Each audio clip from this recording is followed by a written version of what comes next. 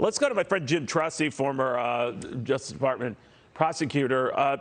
Jim, you're so used to my simplistic questions, so help me with this. Let's say the Justice Department exceeds, compelling judge to overturn this, so the masks have to be back on. Then we have to put them back on planes. That instantly becomes the case?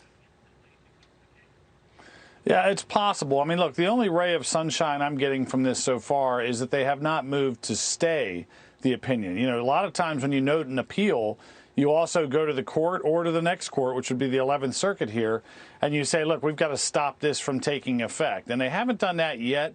I take that as a mildly good sign. There's some possibility, Neil, that this is what you refer to as a protective notice of appeal, meaning, hey, we're just noting the appeal, we're going to sort it out and figure it out before any sort of briefing.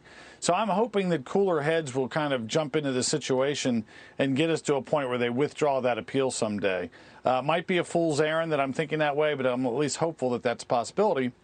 But you're right. Otherwise, we could be on this crazy seesaw. And to answer your question before the break, Neil, I don't think I'd bring a mask. I think I might bring a parachute. I think that the people on the plane will go nuts if they get the reverse announcement during a flight. Yeah, I wondered about that. You know, Jim, again, I'm not a lawyer, but I've watched enough legal shows. I think I qualify.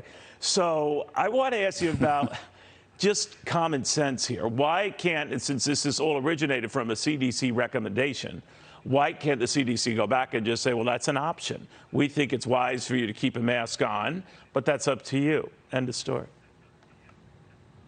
Yeah, they absolutely could. So your Law and Order episodes are paying off. I mean, the issue in terms of this ruling, though, is not really directly about the wisdom of wearing masks. It's about the authority of the CDC, of a federal agency, to control individual conduct. It's a federalism notion.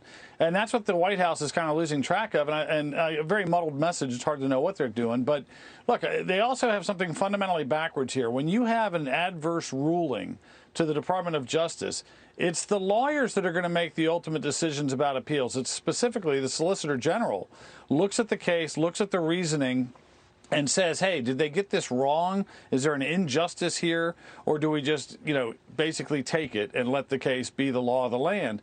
You don't just turn back to the client, in this case CDC, and say, gosh, guys, you're so brilliant. What do you want to do? They don't decide the appeal. DOJ does. And so this is really backwards that we're hearing these public comments about, well, CDC thinks it's important and they're all knowing and all powerful, so we're going to appeal it. That's not the way the process should be working.